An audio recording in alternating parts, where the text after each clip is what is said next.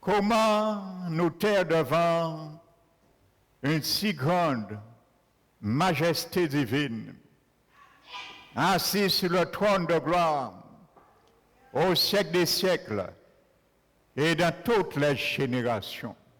Tu es Dieu et il n'y a point d'autre Dieu. Alléluia. Merci Seigneur pour ce moment que nous avons célébré ton nom avec tes anges. Merci Seigneur pour ton appel. Tu as fait de nous des fils et des filles, car tu nous as ouvert tes bras et accueillis dans ta famille divine. Merci Seigneur d'être assis en esprit dans les lieux célestes pour jouir et bénéficier de toutes sortes de bénédictions dans les lieux célestes, bénédictions spirituelles et éternelles. Merci Seigneur pour ton éternité que tu as imprimée en nous, Seigneur, qui t'avons reçu comme notre Dieu et Seigneur.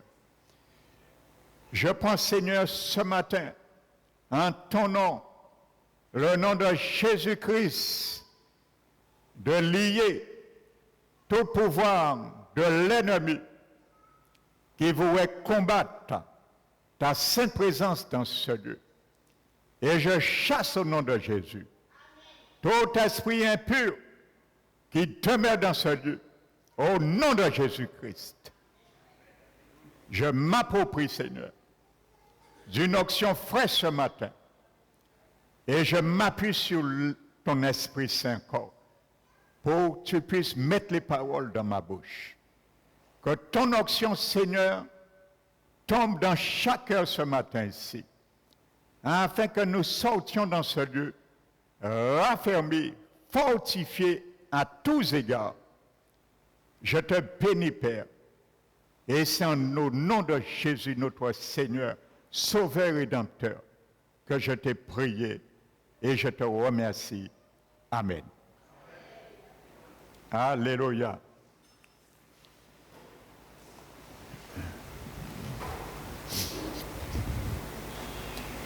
Je vous salue, frères et sœurs, fraternellement, dans le nom du Seigneur, et particulièrement ceux et celles qui nous visitent ce matin.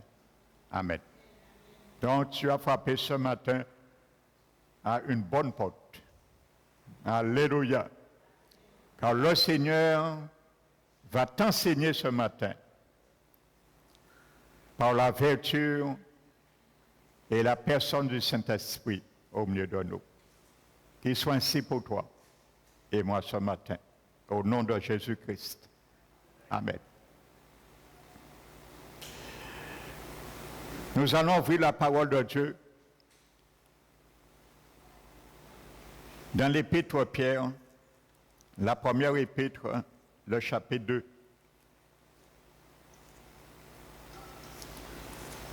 1 Pierre,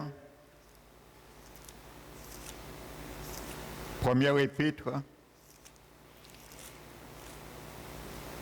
Amen. Chapitre 2, verset 9.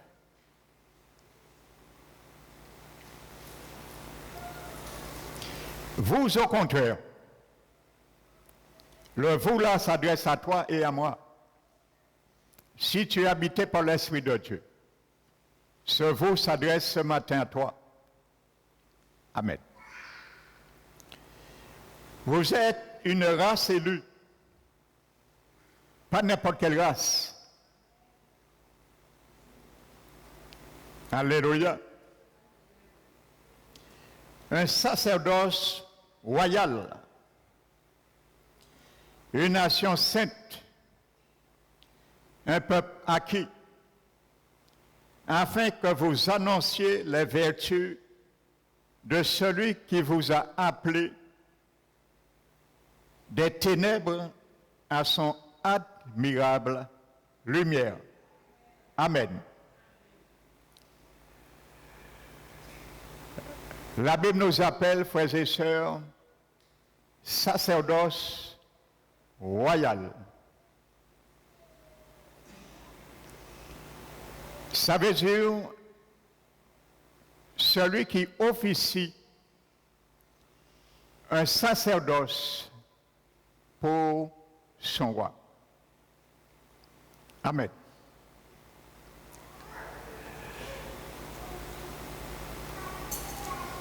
Dimanche prochain, Dieu voulant, c'est la fête des pères. Dans 2 dimanches passés, nous avions eu la fête des mères. Mais ce message, le Seigneur m'a mis à cœur, va s'adresser aux pères et aussi aux mères. Amen. Pour qu'il n'y ait pas de jalousie. Amen.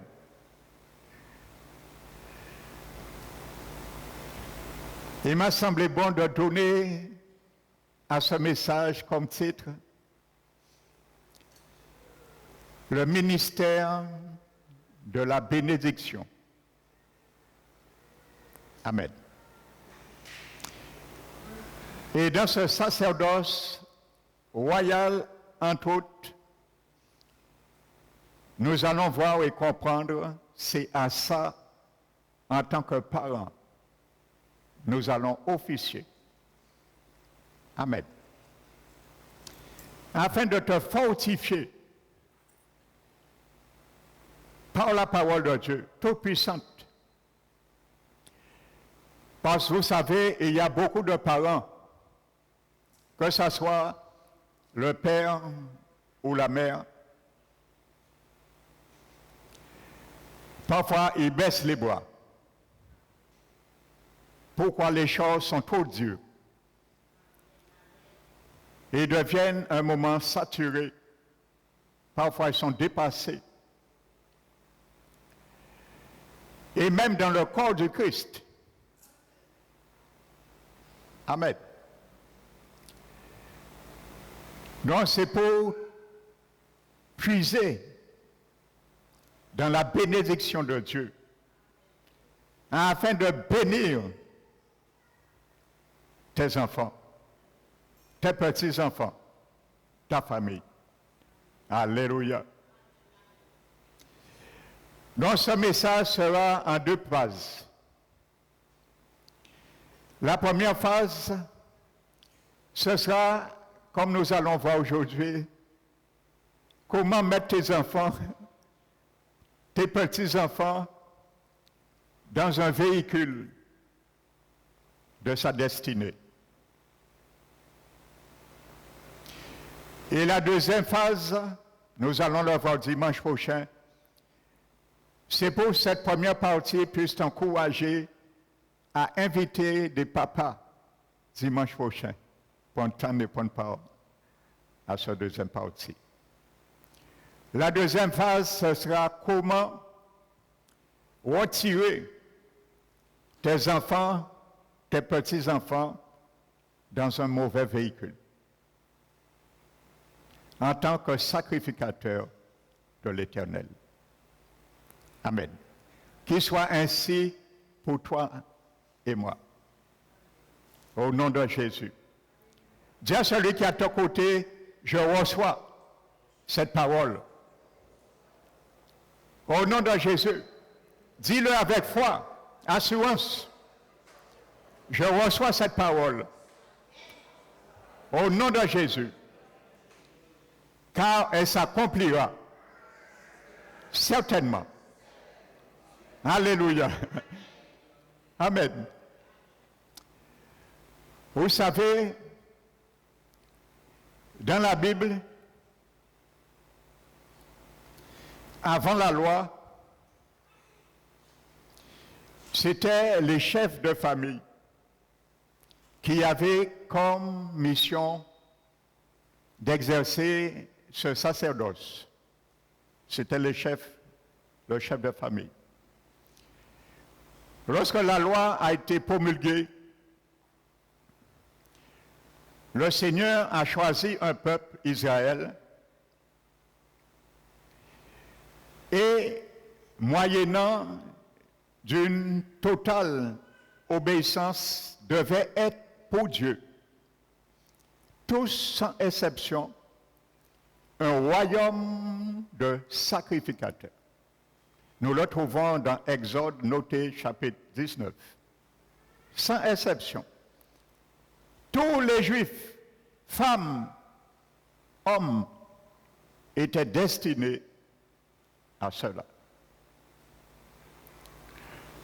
Mais il s'avérait qu'ils ont violé la loi de Dieu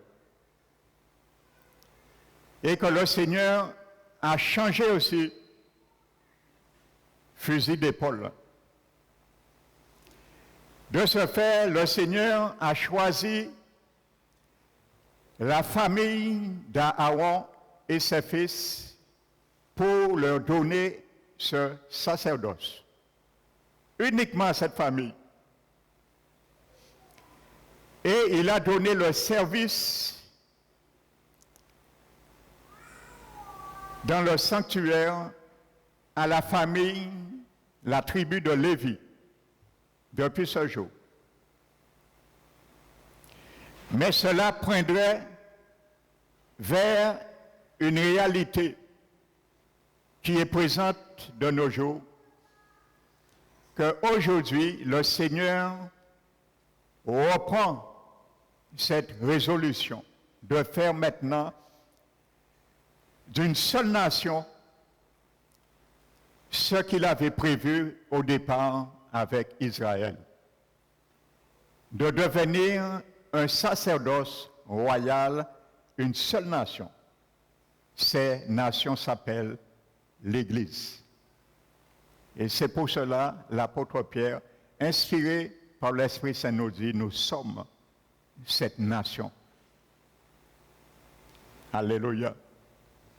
Vous, au contraire, vous êtes une race élue, un sacerdoce royal, une sainte nation, un peuple acquis, afin que vous annonciez les vertus de celui qui vous a appelé des ténèbres à son admirable lumière.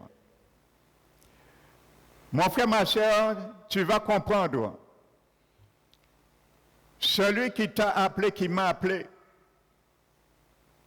a annoncé ses vertus, a mis les vertus qu'il te demande d'annoncer, il a mis ses vertus en toi et en moi aujourd'hui. Amen. Donc nous avons ces vertus qui nous demandent à annoncer, mais qui est aussi en nous. Les vertus, c'est les excellences. La manière excellente de vivre, la manière excellente de parler, la manière excellente de prier, la manière excellente de bénir, la manière excellente de tout. Cela est en Jésus. Amen. La Bible nous dit, toujours l'apôtre Pierre, dans la deuxième épître, chapitre 1, 2 Pierre 1, il dit, sa divine puissance nous a donné tout ce qui contribue à la vie et à la piété, au moyen de la connaissance de celui qui nous a appelés par sa propre gloire et sa propre vertu. Vous voyez? Et la Bible dit ensuite, celle-ci, sa gloire et sa vertu, nous assurent de sa part. Alléluia. Toutes les promesses précieuses, afin que par elles, nous puissions vivre et marcher loin des convoitises de ce monde. Et il dit ensuite, ayant cette assurance, à cause de cela, il dit, efforcez-vous de joindre à votre foi la vertu, Amen. Quelle vertu? La vertu qui nous invite par sa propre gloire, par ses richesses précieuses, à renoncer au convoitise mondain, car il nous invite à être participants de la nature divine qui est en Jésus. Donc il nous dit de joindre à notre foi la vertu à la vertu, la connaissance à la connaissance, la maîtrise de soi, la patience à la patience, la piété à la piété, l'amitié fraternelle et à l'amitié fraternelle, l'amour. Amen.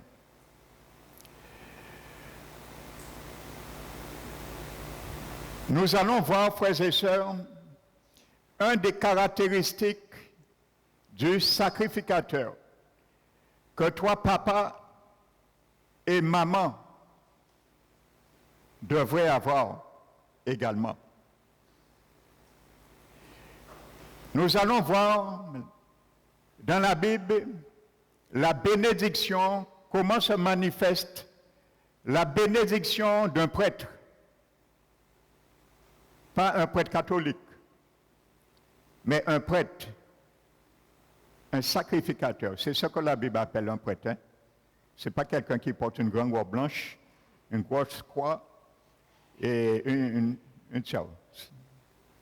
Le prêtre dans la Bible, c'est un sacrificateur. Amen. Donc nous allons ouvrir la parole de Dieu dans le livre de Nombres. Nombres chapitre 6.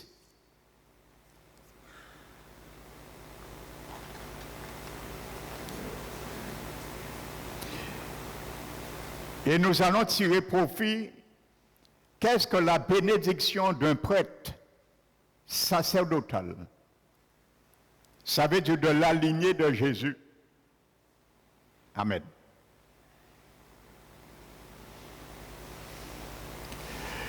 Verset 22.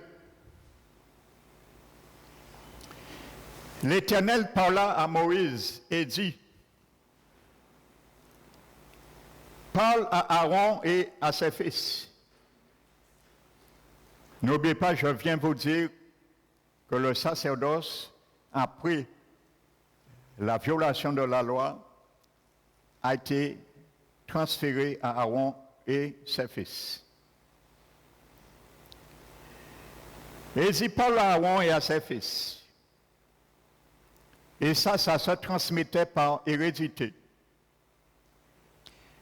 Et il dit, Alléluia. Donc le Seigneur t'invite, mon frère, ma soeur, en tant que sacrificateur. Je le répète, que tu sois papa ou maman. Le Seigneur t'invite ce matin à dire des choses sur tes enfants, sur tes petits-enfants. Amen. C'est l'Éternel qui invite Aaron à dire cela. Donc tu comprendras, il y a des choses, des promesses dans la Bible que le Seigneur a mis afin que tu apprennes à dire à tes enfants. Afin que j'apprenne à dire à mes enfants. Alléluia. Et tu verras, ces paroles ne reviennent point sans effet. Parce que c'est l'Éternel qui l'a dit. C'est l'Éternel qui le mettra dans ta bouche. Alléluia. Voici ce que l'Éternel dit qu'il faut dire à tes enfants.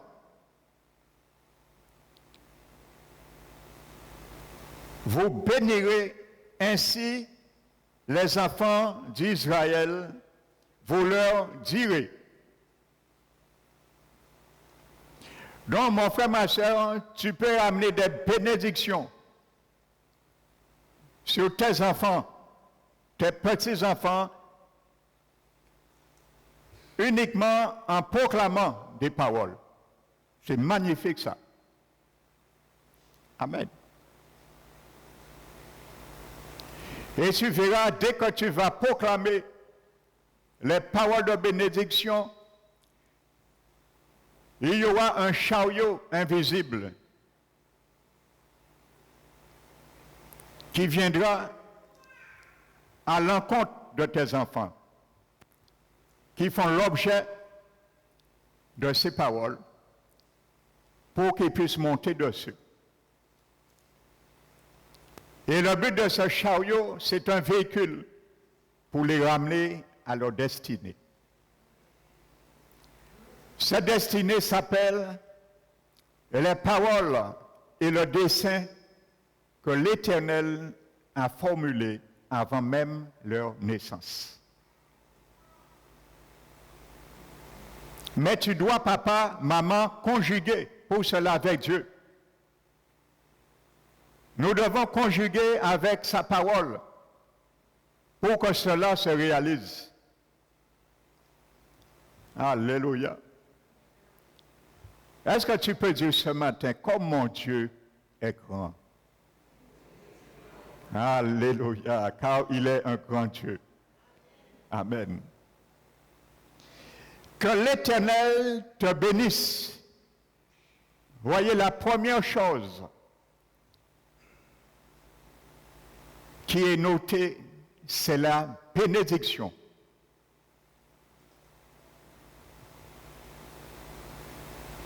Il n'est pas dit que l'Éternel te donne du travail, premièrement.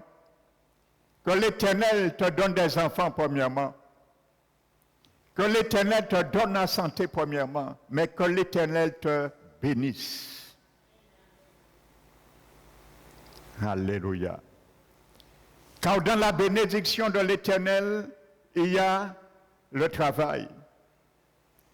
Il y a la guérison. Il y a l'enfant. Alléluia. C'est la bénédiction de l'Éternel qui enrichit et n'est suivie d'aucun chagrin. La bénédiction proclamée sur tes enfants, petits-enfants, attaque tout chagrin quand elle vient de l'Éternel, car sa bénédiction elle-même n'est suivie d'aucun chagrin. Mon frère, ma soeur, tu verras que la bénédiction est un grand guerrier. La bénédiction est une grande guerrière. La bénédiction est une guerrière, elle attaque. Elle détruit ce qui retient captif nos bien-aimés. Alléluia. Eh bien, tu es un grand guerrier ce matin, sache-le. Car dans la bouche de Malachie, le prophète Malachie, chapitre 2, la parole de Dieu dit,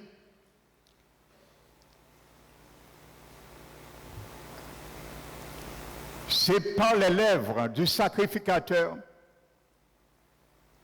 Les lèvres du sacrificateur doivent garder la science. Sacrificateur de l'Éternel, papa, maman, les lèvres du sacrificateur doivent garder la science. Et c'est à sa bouche qu'on demande la loi. Pourquoi? Car il est un envoyé de la part de l'Éternel des armées. Dans ce texte, l'Éternel des armées en hébreu, c'est Yahvé, Sabbat et autres. L'Éternel des armées. Alléluia. Donc, tu es un soldat de l'Éternel en tant que sacrificateur. Tes lèvres doivent garder la science, ne pas dire n'importe quoi. Parce que tu es un guerrier. Tu es une guerrière. Si tu dis n'importe quoi, tu peux tuer et tu peux aussi donner aussi la vie. Alléluia. Mais ce matin, choisis de donner la vie. Alléluia. Amen. Donc tu verras, car il est un envoyé de la part de l'Éternel des armées. C'est pour cela, tu vas voir, quand tu vas bénir, la bénédiction est une guerrière, la bénédiction va attaquer des ennemis de la bénédiction et de la prospérité et de la destinée de nos enfants, ou nos petits-enfants. Alléluia. Et la Bible dit ensuite que l'Éternel, qu'il te garde, que l'Éternel fasse luire sa face sur toi et qu'il t'accorde sa grâce. Que l'Éternel tourne sa face vers toi et qu'il te donne la paix. C'est ainsi qu'ils mettront mon nom. Mon nom. Mon frère, ma soeur, ce matin, quand tu prends ou tu prendras, si tu n'avais pas encore compris cela, une parole de l'Éternel qui s'adresse à toi, à ta famille, à tes enfants, petits-enfants, tu le proclameras. Ça veut dire, tu mets le nom de l'Éternel sur tes enfants. Parce que mettre le nom de l'Éternel sur les enfants d'Israël résulte de proclamer les paroles de bénédiction. C'est la même réalité, la même science, la même formule. Rien n'est changé pour toi et pour moi aujourd'hui. C'est ainsi qu'ils mettront mon nom sur les enfants d'Israël et je les bénirai. Pourquoi? Parce que c'est Dieu lui-même qui a donné les bénédictions. Il ne peut pas mentir. Elles s'accompliront certainement. Le temps, frères et sœurs, n'est pas impliqué. Ça peut aller très vite, ça peut prendre du temps, mais elle arrivera certainement. Alléluia, pour te fortifier. Si tu es découragé aujourd'hui, peu importe, le temps n'est pas un facteur pour la bénédiction. Alléluia. Le facteur pour la réalisation de la bénédiction que tu as proclamée, c'est d'attendre, parce qu'elle arrivera certainement. Alléluia. Nous allons le voir. Amen. Donc voici, frères et sœurs, la bénédiction. Donc vous savez, dans ce livre de Nombre 6, c'est un passage crucial concernant ce qu'on appelle en Israël le ministère de la bénédiction.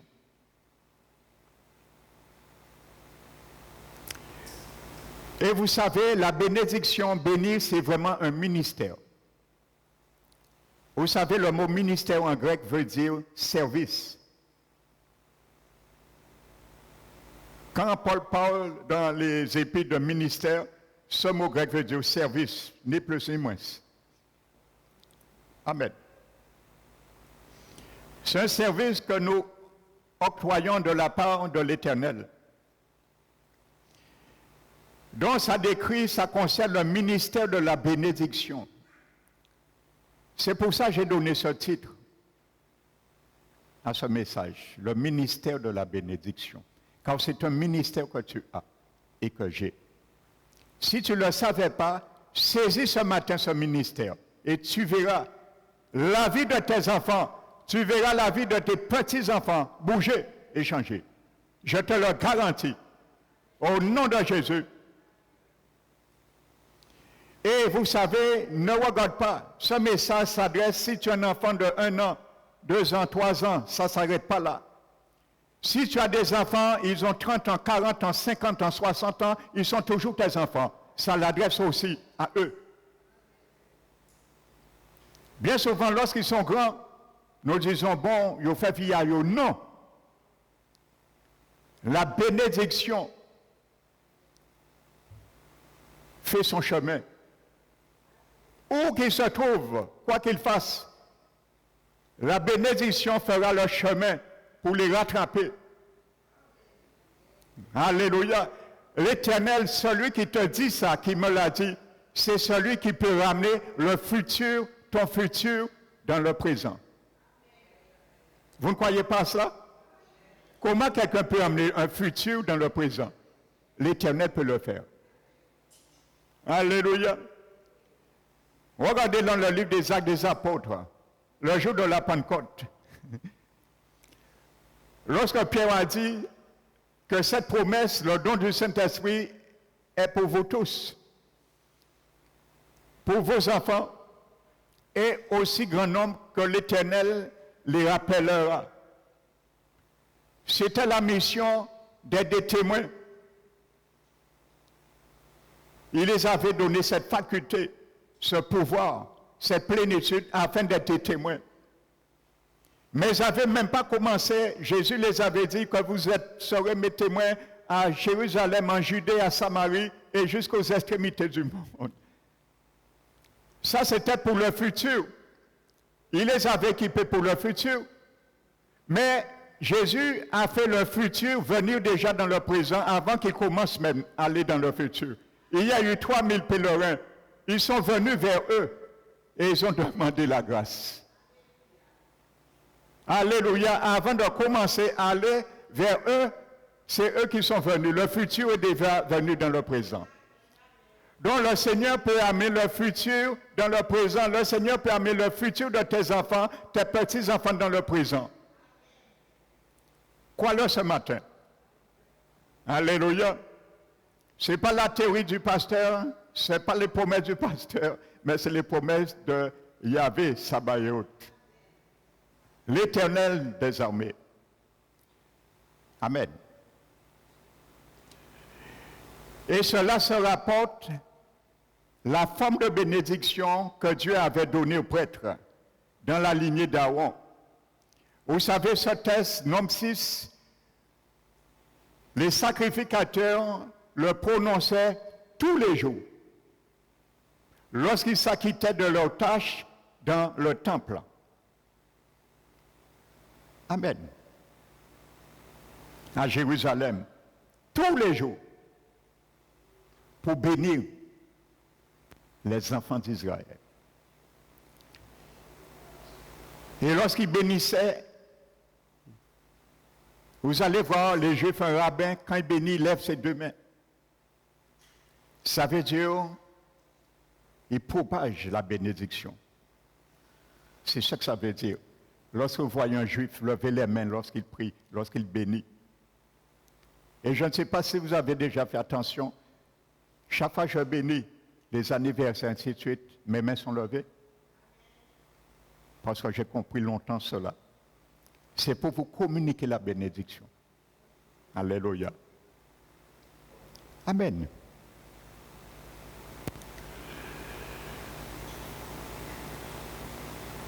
Donc c'était le ministère de la bénédiction.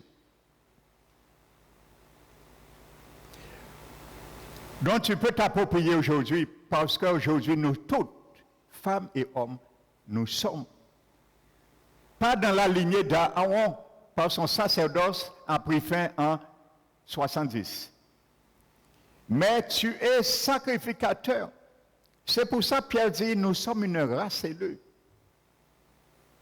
Un peuple acquis, une sainte nation, un sacerdoce royal. Ce n'est pas dans la lignée d'Aaron, c'est dans la lignée de Melchisédek. que lui-même est Jésus. Tu es sacrificateur. C'est encore plus haut, la gamme est encore plus haute.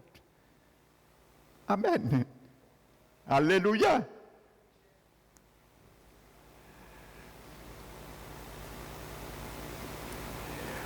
Vous savez, chers frères et sœurs, il y a encore une image encore excellente. Pour que tu ne nous méprenons pas, pour que tu puisses exercer bien sûr ce ministère sur tes enfants et tes petits-enfants, il faut les aimer bien sûr. Amen. Il faut les porter dans ton cœur. Quoi qu'ils sont devenus. Que ce soit par ta faute, papa, ou ta faute, maman, ou par leur faute même, tu dois les aimer et toujours continuer à les porter dans ton cœur. N'oublie jamais cela. Ça fait partie, je vais t'expliquer, la loi du ministère de la bénédiction. Base fondamentale. Si vous regardez dans le livre d'Exode, chapitre 28, je n'avais pas prévu de cela, mais l'Esprit, ça me l'inspire.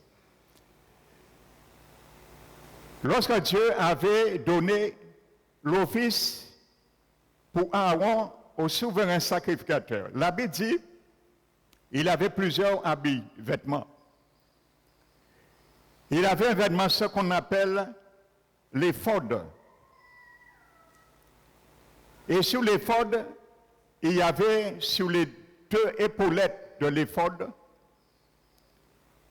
il y avait deux pierres qu'on devait mettre sur les épaulettes de cet éphod, qui étaient de pierre d'onyx. Amen. Sur toutes les deux pierres, il y avait sur l'épaulette droite gravé 6 noms des 6 tribus d'Israël. Et sur l'autre épaulette, il y avait les 6 autres qui étaient gravés. Et Dieu leur disait, c'est ainsi qu'ils vont porter sur leurs épaules les enfants d'Israël.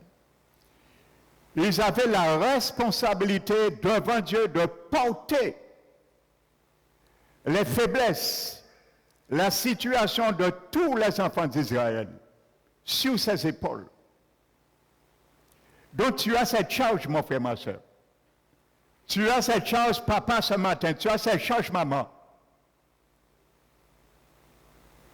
Même si ça devient pesant pour toi, Jésus te dit, il t'a donné l'office de sacrificateur, il t'a donné, communiqué les vertus qui étaient en lui, il te l'a communiqué. Donc ça veut dire, même si c'est pesant spirituellement, si tu te plies à un moment donné, appelle Jésus qui t'a donné cet office. Parce que lui dit, il redresse ceux qui sont courbés. Alléluia.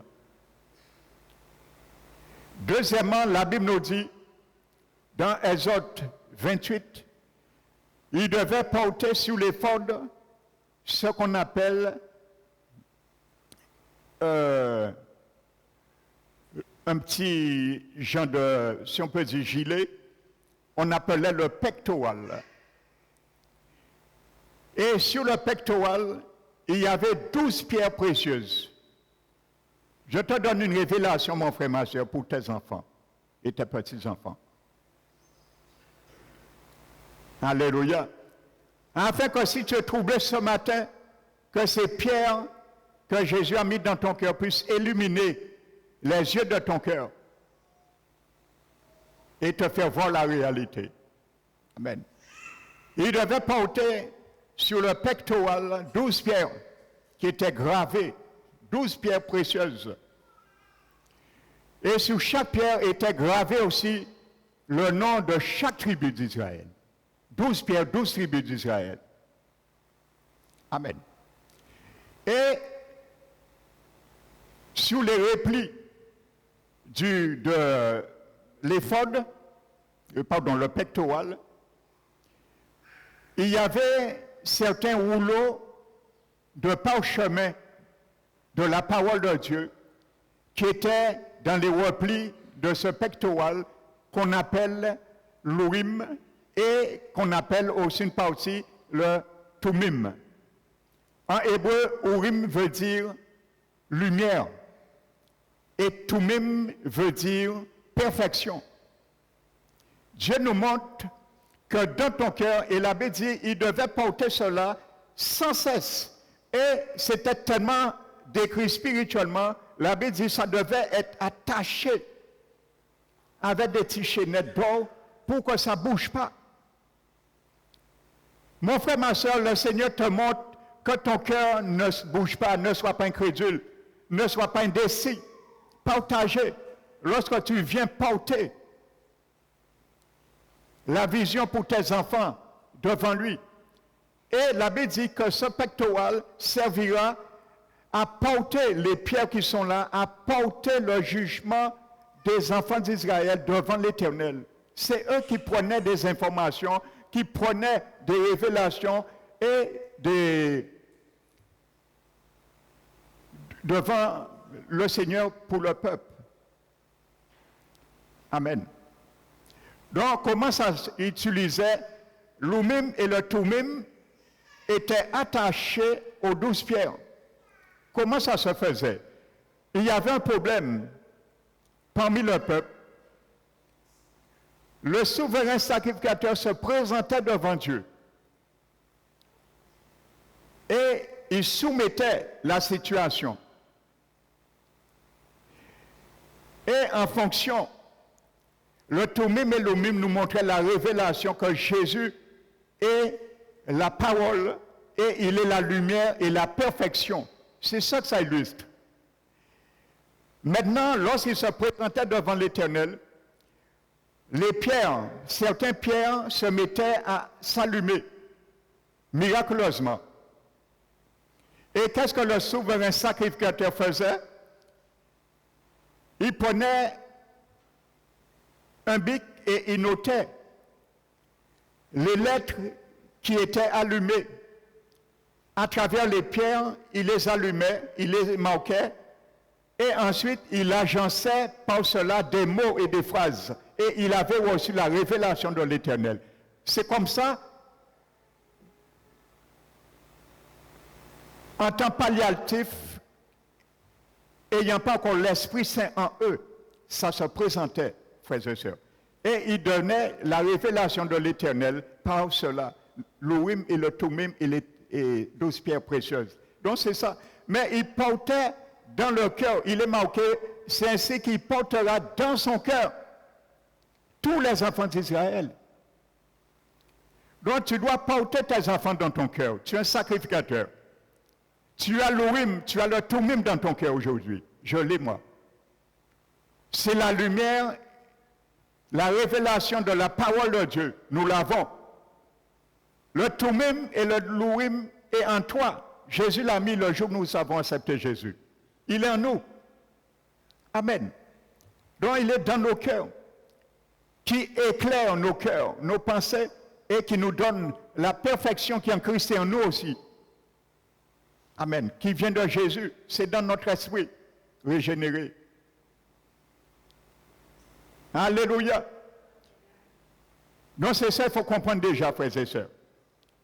Il faut les aimer et porter le jugement, la révélation devant l'Éternel. Amen.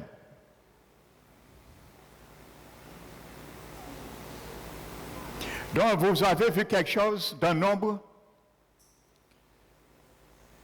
que Dieu n'a pas demandé à Aaron dans cette bénédiction de faire une prière.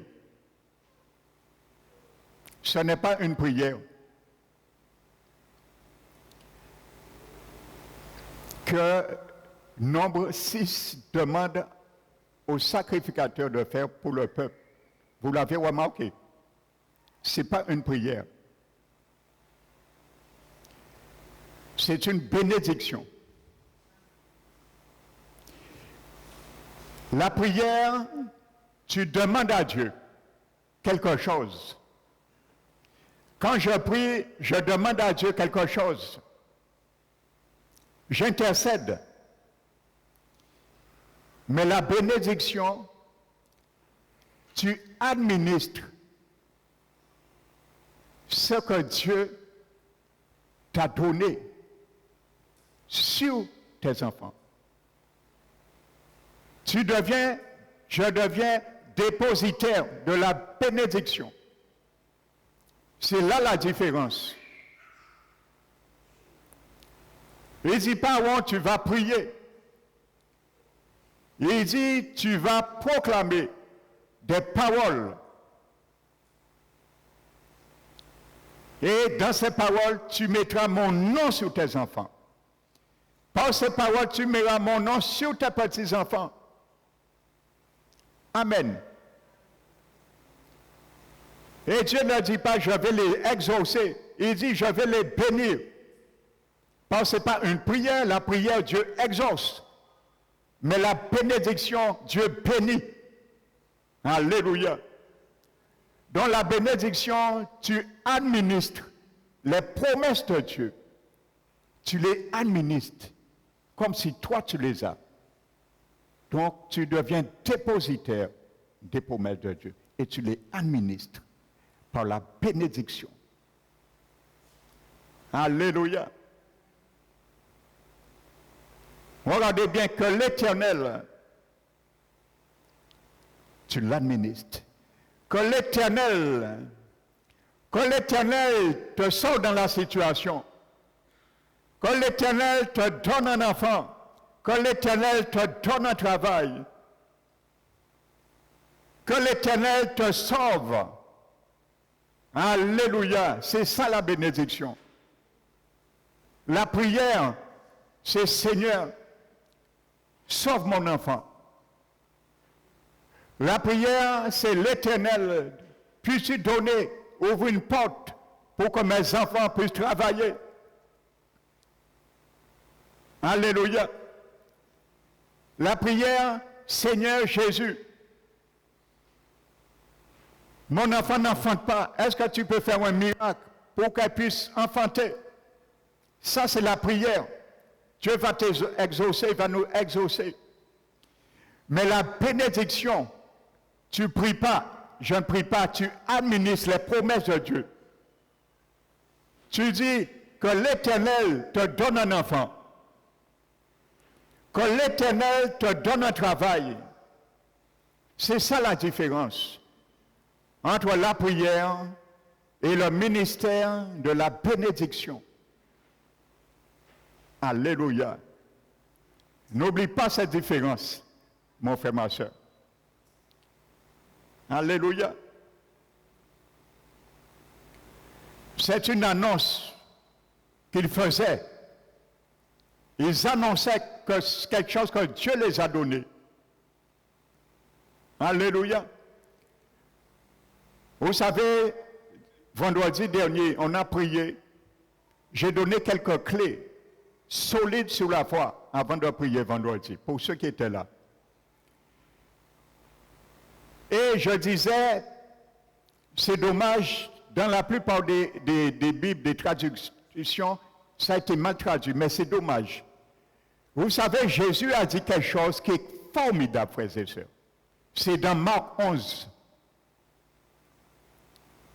Lorsque Jésus venait de maudire un figuier, les disciples n'ont pas vraiment cru. Et durant la nuit, ils ont dû aller et gratter la racine de ce figuier. Et lorsqu'ils ont gratté la racine, ils se sont rendus compte que les racines étaient déjà séchées. Et la Bible dit le lendemain, il dit, mais Rabbi, le figuier que tu as maudit, il a séché à partir des racines. Et qu'est-ce que Jésus lui répond, frères et sœurs? Écoutez bien quelque chose, ne jamais oublier cela. Marque ce verset dans ton esprit, ne jamais l'oublier. Jésus leur dit que si vous aviez de la foi ayez foi en Dieu. Parce qu'ils n'ont pas cru. Une parole aurait pu faire tant de dégâts. Ils n'ont pas cru à cela. Mon frère, ma soeur, crois ce matin et confesse-le. Je crois que ma parole de bénédiction qui sortira de ma bouche fera du dégât contre tout ce qui bloque mes enfants. Au nom de Jésus. Jésus les a dit, ayez foi en Dieu. Vous savez, c'est une mauvaise traduction du littéral. Vous savez, le littéral, qu'est-ce qu'il dit? Il dit, ayez foi, la foi de Dieu. C'est faux, ça, frères et sœurs. Jésus qui l'a dit, ce n'est pas le pasteur Emmanuel. Et moi, je m'approprie à cette parole. C'est Jésus qui l'a dit. Le texte original dit, Jésus les a dit, ayez la même foi que Dieu. Amen. Pourquoi la foi, la même foi de Dieu? Parce que Dieu est le Créateur. Tout ce que Dieu a créé, avant que les choses viennent à l'existence, le visible, Dieu avait tout créé dans ses pensées. Il a cru à ce qu'il va prononcer. C'est ça que ça veut dire, la foi de Dieu. Il a cru ce qu'il dira va s'accomplir. Ça veut dire, je disais, lorsque Dieu a vu, il a proclamé que le chameau fut. Et voir le chameau, il n'est pas resté étonné de voir le chameau avec un coulon. Parce que dans ses pensées, il avait parfaitement décrit qu'est-ce qu'un chameau. Il savait le chameau aurait un coulon. Il n'est pas resté à dire, bon, mais le chameau a un coulon, c'est drôle. Amen. Autrement, ce n'est pas Dieu, le Créateur. Il a cru. Il a créé le chameau dans ses pensées et il a parlé ce qu'il pensait c'était arrivé. Amen. Il y a un verset, je vais te convaincre encore. Note-le, 2 Corinthiens 4, verset 13. Écoute ce que Paul dit. Il dit, plus que nous avons le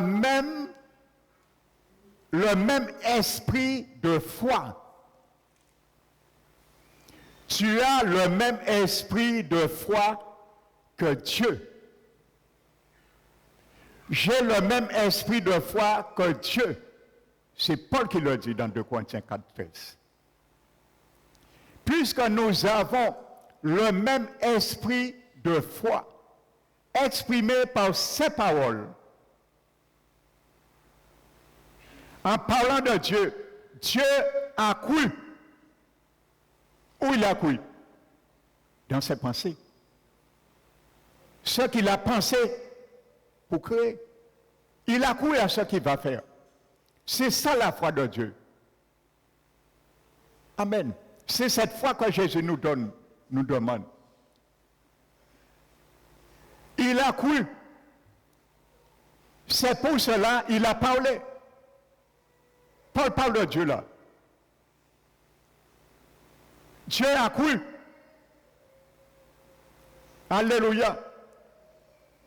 Il savait, lorsqu'il va retirer la lune des ténèbres pour marquer l'époque, la nuit et le jour, il savait parfaitement comment serait la lune, parce qu'il avait déjà créé la lune dans ses pensées, avant de parler et appeler la lune à l'existence.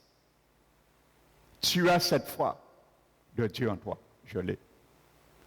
Alors Paul dit, nous aussi, nous croyons, c'est pour cela nous parlons, comme Dieu. Amen. La Bible est claire dessus. Et c'est ça que Jésus visait. Ayez la même foi que Dieu. C'est formidable ça. Ce n'est pas Paul qui l'a dit, c'est Jésus de Nazareth. Alléluia. Non, c'est une parenthèse, frères et sœurs, pour bien comprendre que si Dieu te donne des paroles de bénédiction, tu le proclames avec la même foi que Dieu, ça ne peut pas rester sans exaucer et sans venir à la réalité. Alléluia. Ayez la même foi en Dieu, la même foi de Dieu. Ayez la foi de Dieu, pas en Dieu. La foi de Dieu. Alléluia. Je leur dis tout le temps, si les chrétiens nés de nouveau savaient ce qu'ils ont en eux, ça a été extraordinaire. On le sait, oui, Jésus est en moi. Mais on ne reste pas à explorer ce terrain, c'est dommage. À chercher Christ en nous, l'espérance de la gloire. C'est quoi? Eh bien, c'est la même foi que Dieu. Exerce la foi de Dieu en toi. C'est ça, Christ en nous, l'espérance de la gloire. Alléluia. Même si on te prend pour un orgueilleux, même si on te prend pour un prétentieux, exerce ta foi de Dieu. C'est la Bible qui te le demande. C'est mon Seigneur qui m'a dit. Amen. Obéis à ton Seigneur. Et laisse les critiques à côté. Alléluia. Pas bien souvent, tu vas voir l'ennemi. Il va essayer de te persuader pour garder tes enfants, tes petits-enfants dans un vieux chariot. Parce qu'il sait la bénédiction est une guerrière. Il va taquer les roues de ce chariot et il va arrêter le chariot. Alléluia, la bénédiction permettra à dire au chariot de l'ennemi, sur la vie de tes enfants, petits-enfants, chariot arrête-là, aujourd'hui là. Et tes enfants montent sur notre chariot. Et il va dans sa destinée. C'est là que je vais t'emmener à comprendre, frères et sœurs, pour te fortifier. Parce que de plus en plus, les parents chrétiens sont déboussolés. Ils regardent ceux qui frappent la vue, mais ils ne regardent pas au plus grand géant qui est derrière la montagne qui frappe notre vie physique. Le plus grand géant, il s'appelle Jésus. Et ça a été le malheur des 10 espions. Ils ont oublié qu'ils avaient un géant. Il s'appelle l'Éternel. Ils ont oublié ce géant. Ils ont mis ce géant à côté. Et ils ont été regarder des géants qui sont plus petits que le grand géant. Les fils d'Anak. Ça les a troublés. Ils ont troublé le peuple. Alléluia. Et ils sont tous morts par leur déclaration. Parce qu'ils ont fait un rapport négatif. Ils ont dit non, nous allons mourir. Dieu a dit c'est ça, eh bien vous allez mourir. C'est vous qui l'avez dit, vous allez mourir. Et ils sont morts. Mais les deux qui ont fait un rapport positif, Caleb et Josué, ils ont dit nous allons vivre. Dieu a dit, tu crois vraiment, tu vas vivre. Tu l'as déclaré, tu vivras. Et ils ont vécu, ils sont rentrés à Canaan tout seuls. Alors sache, je vais te conduire. Qu'est-ce que la bénédiction, mon frère, ma soeur, pour tes enfants? Ce n'est pas une malédiction. Parce que trop parmi parents, nous avons proclamé des malédictions sur nos enfants sans nous rendre compte. Enfin, dimanche prochain, tu vas voir comment, si c'est arrivé, comment les retirer dans ce mauvais chariot que toi-même les as mis. Et il y a la solution. Ce qui est bien à Jésus, il y a toujours une solution. Alléluia, dit en Jésus, il y a toujours une solution. Alléluia. Amen.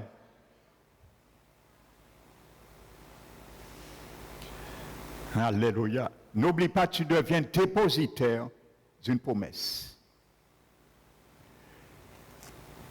Ta parole de Dieu, tu cherches une bénédiction. Ça, c'est pour toi. Qu'est-ce que tu fais? C'est pour toi. L'Éternel te l'a donné. C'est lui qui a dit à Moïse, Aaron, voici ce que tu vas dire. Donc aujourd'hui, Dieu te dit ce qu'il doit dire, c'est dans la parole. Donc si Dieu te le dit, et il te dit de le dire pour tes enfants, tu ne fais que mettre le nom de Dieu sur tes enfants. Et Dieu s'engage, il se porte garant. Quand tu l'as fait, il bénit, parce que ce sont ses paroles. Voici la science de Dieu, qui n'est pas compliquée. C'est nous qui compliquons la science de Dieu par notre doute. C'est nous qui compliquons la science de Dieu par notre incrédulité. Et nous voyons rien. Et nous nous lamentons. Ah, si mon amour est perdu, il péché ou venu perdu, pas trouvé. Non, mais c'est toi qui te lamentes.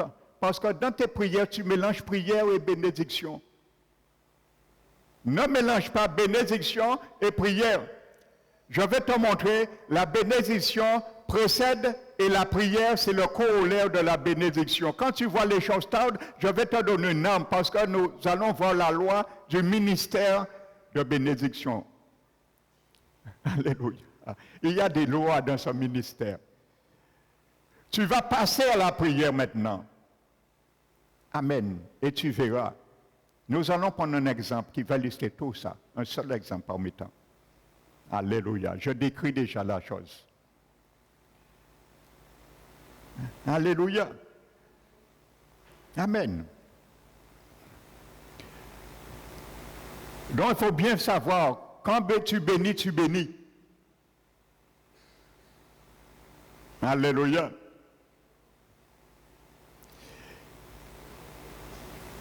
Donc je te dis, tu fais l'annonce et tu l'administres sur la vie de la personne que tu bénis.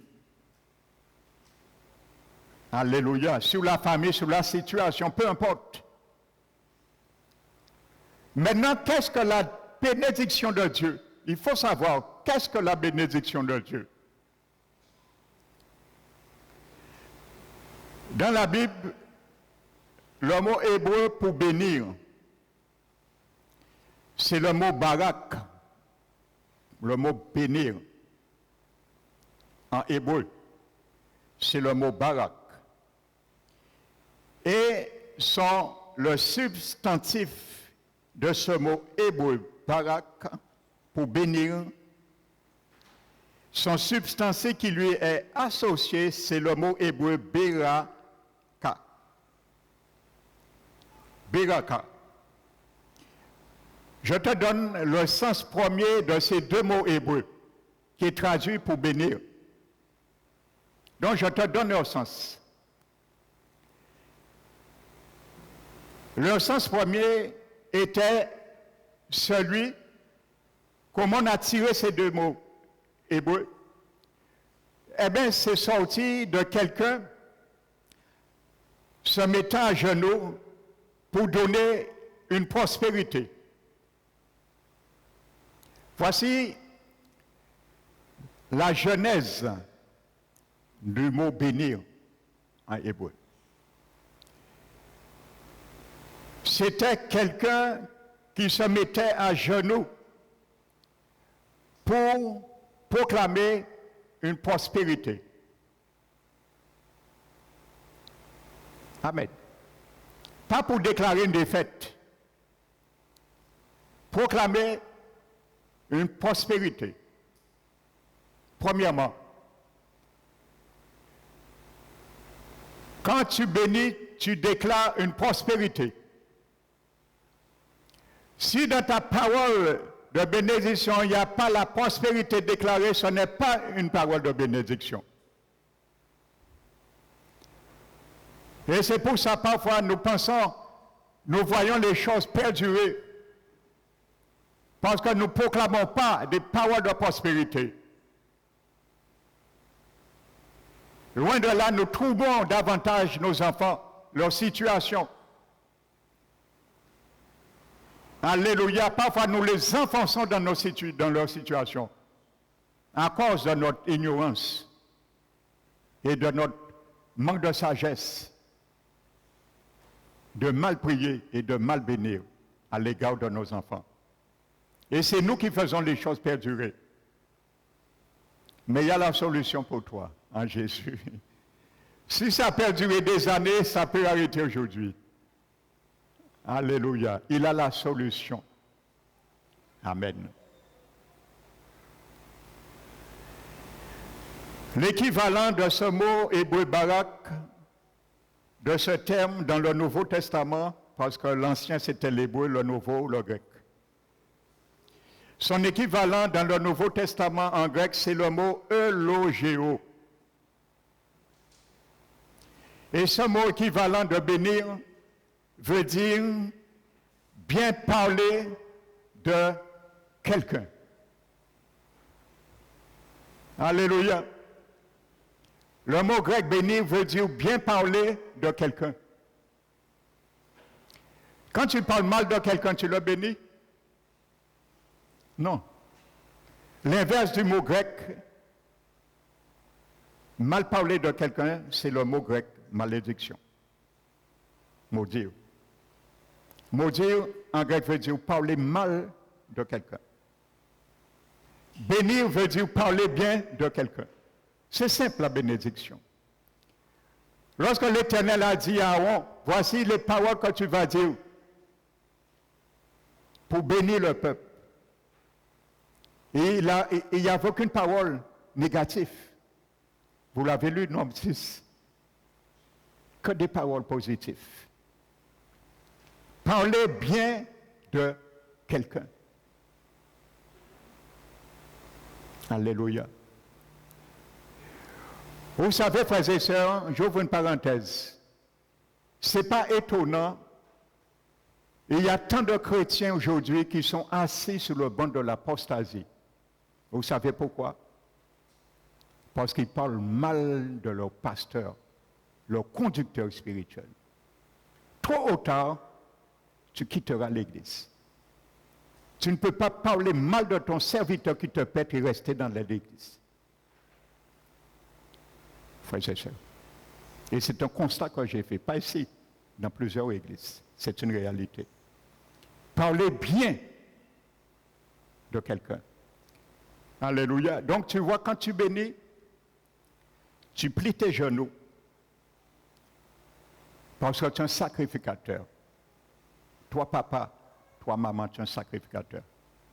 N'oublie pas, tu as tout sous tes épaulettes de ton cœur gravé les noms de tes enfants.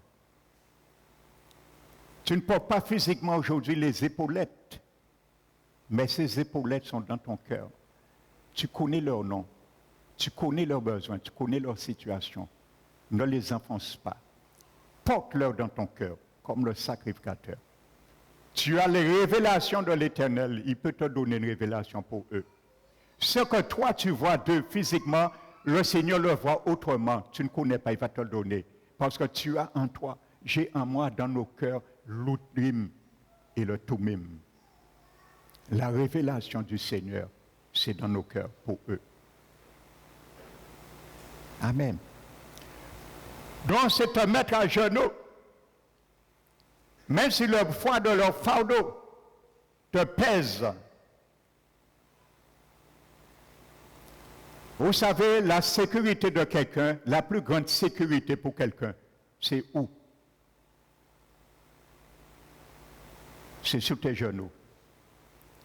Parce que quand tu as genoux, tu ne peux pas tomber plus bas. Amen. La plus grande sécurité pour un chrétien, c'est être à genoux. Quand tu es à genoux, tu ne peux pas descendre plus bas. Et tu ne peux pas tomber plus bas, tu es à genoux. Tu es déjà à genoux. Tu es déjà tombé devant le Seigneur. Donc tu te mets à genoux pour parler bien de tes enfants. Pour parler bien de tes petits-enfants. Et je vais ajouter, pour parler bien de ton mari, pour parler bien de ton épouse, pour parler bien de tes parents, et ainsi de suite, de ton patron, de tes collègues, de tes frères et sœurs, de l'Église. Alléluia.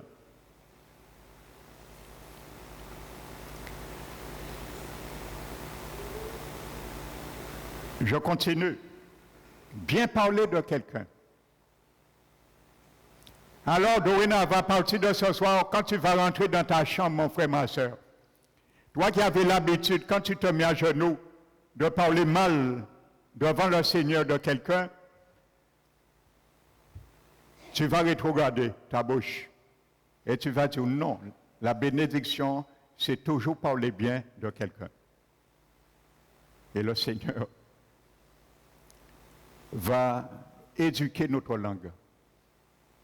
N'oublie pas, Jacques, chapitre 3, le dit que la langue a un pouvoir.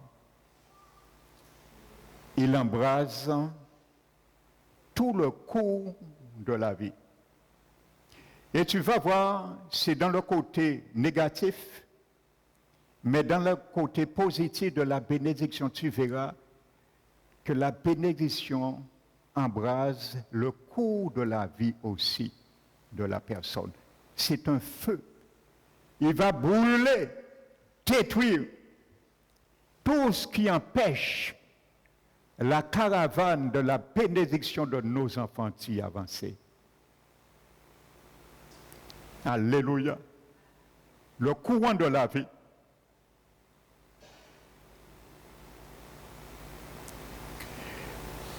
Il y a deux mots hébreux et grecs pour le mot heureux.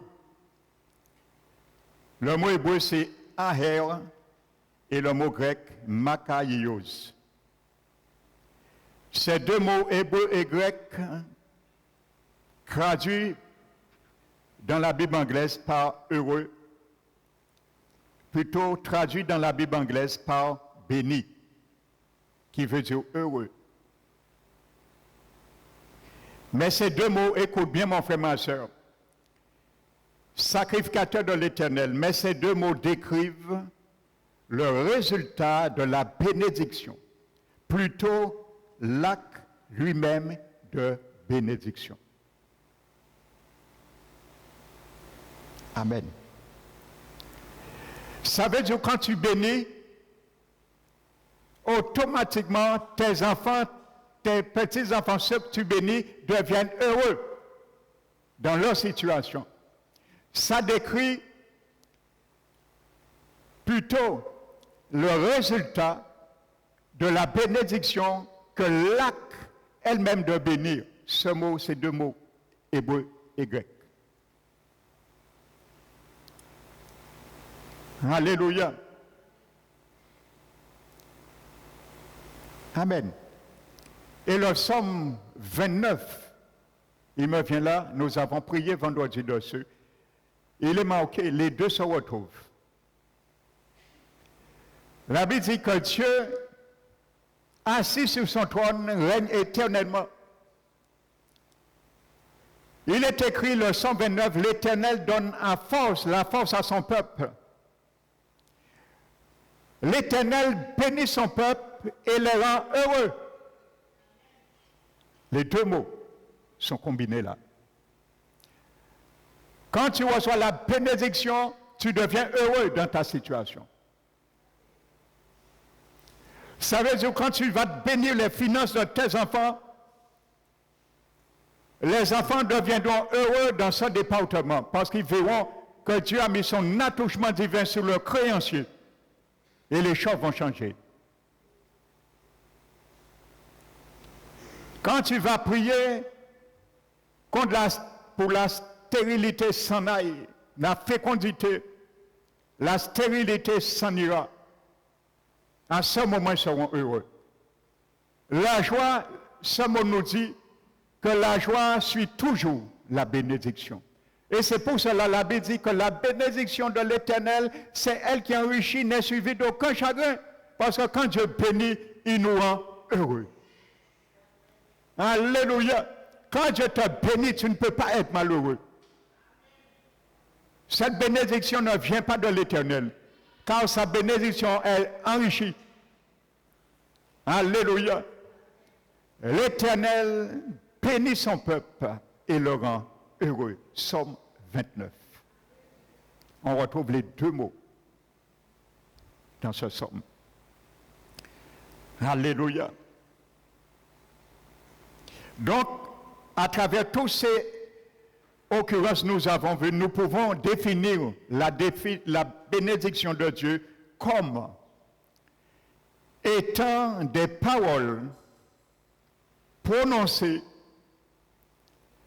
dans l'autorité du nom de Dieu et qui apportent un bénéfice tangible, physique, matériel ou spirituel à un individu, une famille, un enfant, une nation, une église, tout ce qu'on peut dire.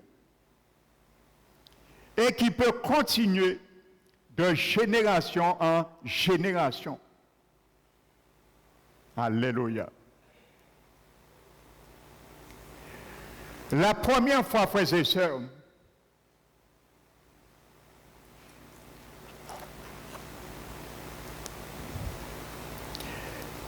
la première fois qu'on voit dans la Bible que Dieu l'Éternel bénit quelque chose,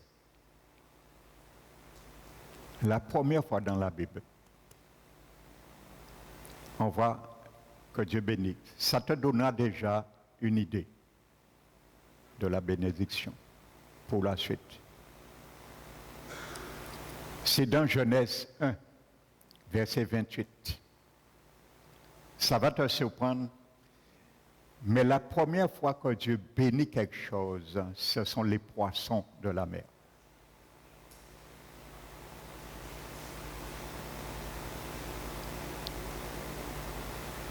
Amen. Et tu vas voir, quand Dieu bénit, il y a deux choses qu'on ne peut pas dissocier. C'est porter du fruit et la multiplication. Amen. La bénédiction de Dieu t'amène à porter du fruit dans la multiplication. Premier endroit, on voit Dieu bénir quelque chose. C'est dans Genèse 1. Plutôt 21, 22, j'ai dit 28, verset 21, 22. Donc ça nous montre l'essence de la bénédiction. Nous sommes en train de voir le ministère de la bénédiction. Il faut que tu saches, dans ce ministère, il y a l'essence de la bénédiction. C'est quoi? L'essence de la bénédiction, c'est quoi? C'est de porter du fruit et de se multiplier. Le Seigneur nous le montre là, l'essence de la bénédiction. Genèse 1, 21, 22. Porter du fruit et se multiplier.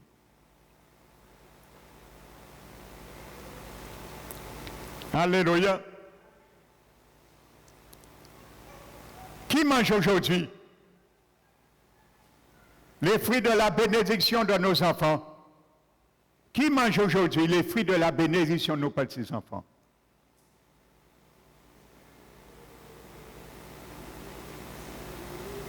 Alléluia. Tu peux retirer ces fruits dans la bouche pour être poli. du lion aujourd'hui.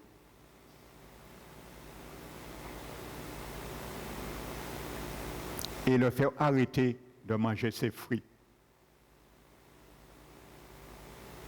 Parce que nos enfants ont besoin de manger ces fruits qui étaient destinés à eux.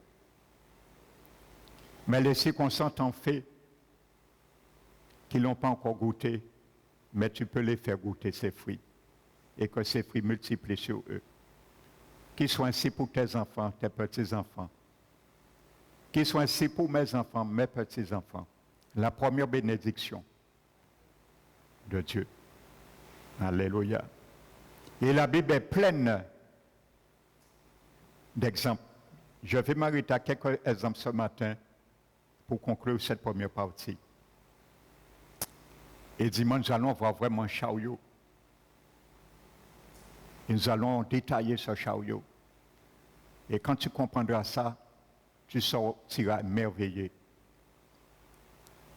C'est pour toi. C'est pour ça je t'invite de prendre cette deuxième partie. Noé a béni, notez, nous n'allons pas prendre tous les textes. Noé a béni Sam et Japheth, ses deux fils.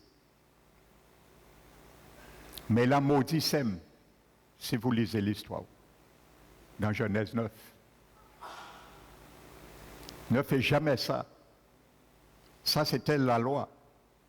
Mais n'oubliez pas ce que Jésus a dit dans Matthieu 5.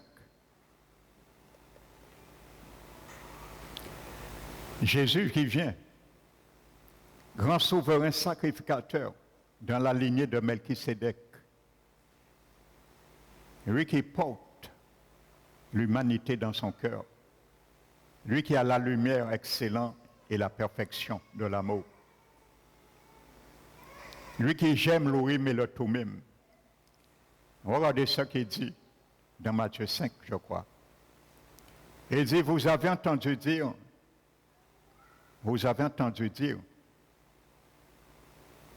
tu aimeras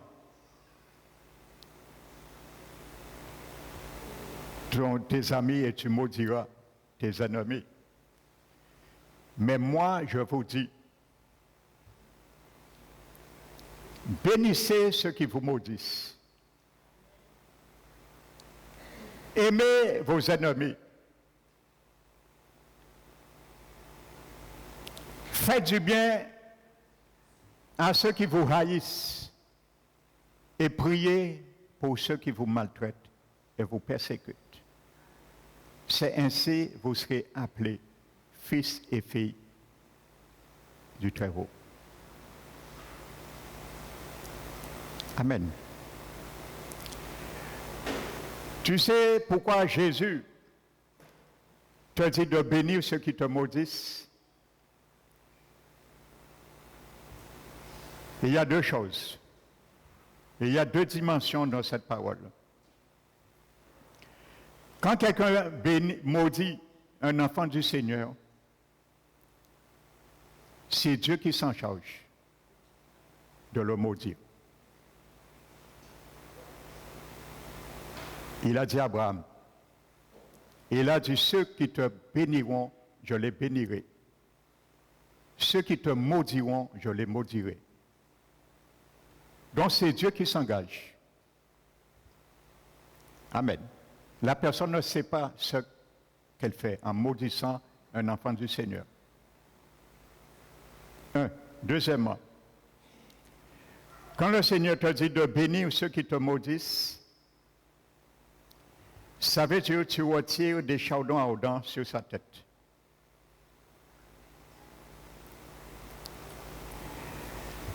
Comme tu l'as béni,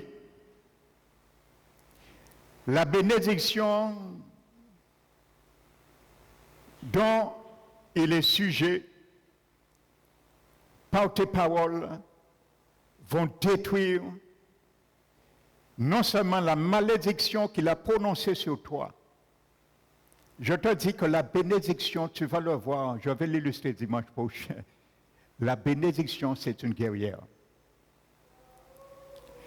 Tu vas détruire non seulement la malédiction, Les paroles négatives, c'est proclamer des paroles négatives. Parler mal, c'est ça la malédiction, entre autres. Non seulement tu vas détruire par tes paroles de bénédiction, car la parole de bénédiction a un seul objet, pouvoir, c'est détruire pour avancer. Il détruit. Et il y a une malédiction cause dans la vie de tes enfants, la bénédiction s'en charge, il va les détruire, parce que tes enfants doivent avancer, parce que la bénédiction doit s'accomplir. Donc ce qui bloque doit être détruit. Ce qui bloque doit être renversé. Et deuxièmement, quand tu bénis, tu retires le jugement de Dieu sur la vie de cette personne. Tu le remets dans son état pour que Dieu ne le frappe pas. Alors comprends ça quand Jésus a dit de bénir ceux qui vous maudissent. C'est ce que ça veut dire. Amen. C'est Dieu qui doit maudire quelqu'un, c'est pas toi. À toi, c'est bénir. Dieu s'en charge, à lui la justice et le jugement. À lui la rétribution, le jugement appartient à Dieu. Tu peux maudire les situations, oui. Et combien de fois nous le faisons dans la prière, le vendredi? Tu peux maudire les situations dans ta vie, tu peux les maudire. Tu peux maudire les paroles négatives contre toi. Parce que la malédiction, la bénédiction, quand tu les maudis, tu détruis. Comme Jésus a détruit le figuier lorsqu'il a maudit. Il a détruit le figuier. Mais c'est deux choses différentes. Ne nous trompons pas de cible. Papa, maman, ne te trompe pas de cible, surtout. Ça deviendra très, très dangereux. Amen. Moïse a béni les Israélites. Vous pensez que c'est un hasard et je te bénis? Non. Nous disons ça à la légère, nous. Mais aujourd'hui, tu vas comprendre. Quand tu proclames des paroles de bénédiction, sa valeur, l'implication qu'il y a dans tout cela. Moïse a béni les Israélites, Exode 39, 43. Josué a béni Caleb. Josué 14, verset 13. Jésus a béni les petits-enfants. Oh là là! Je crois qu'aucun de ces enfants n'ont été perdus. Jésus qui les a bénis. Jésus a béni des petits-enfants. Marc 10, verset 16. Jésus a béni ses disciples. Alléluia. Et nous allons nous arrêter là. Lire vraiment, c'est Jésus qui bénit ses disciples. Il te bénit, me bénit. Luc 24. L'évangile de Luc 24.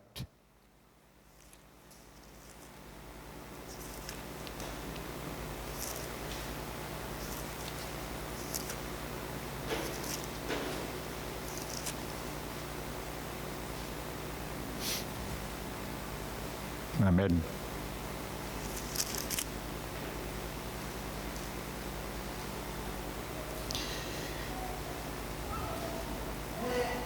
L'abbé nous dit le verset 50.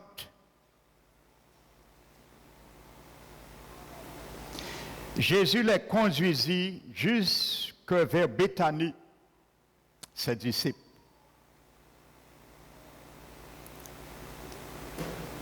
Et ayant levé les mains, vous voyez, le grand rabbin par excellence, il lève les mains.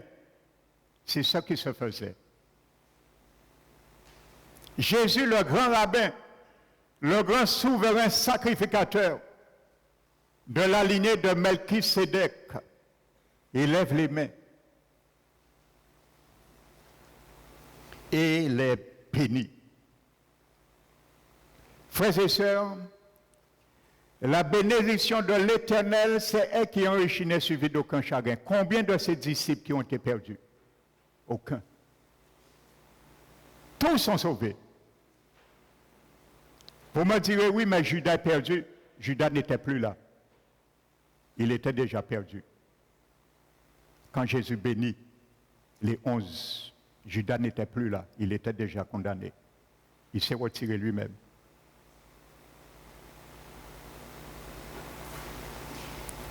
Vous me direz pourquoi il n'a pas béni les 12 disciples pendant que Judas était encore avec lui. C'est Dieu qui sait, je ne peux pas te répondre. Mais je sais une chose, que Jésus savait l'état du cœur de Judas. Parce qu'il a essayé à plusieurs reprises de le bénir, mais il a refusé la bénédiction. Tu peux bénir quelqu'un, mais il peut refuser la bénédiction. Si tu refuses par contre la bénédiction, il se perdra. Parce que la bénédiction ne t'oblige pas à l'accepter.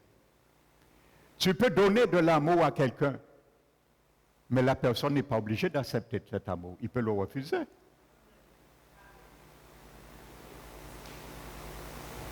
L'amour ne gagne pas toujours. Tu peux donner de l'amour, mais la personne ne peut ne pas se laisser gagner par l'amour que tu lui offres. Combien qui se sont laissés gagner par l'amour que Jésus a offert? Combien qui se sont laissés gagner par l'amour que l'apôtre Paul a offert? Jésus bénit. Ce matin, que Jésus te bénisse. Ce matin, mon frère, ma soeur. Que ce matin, le Seigneur Jésus te bénit, papa. Que ce matin, le Seigneur Jésus te bénit, maman.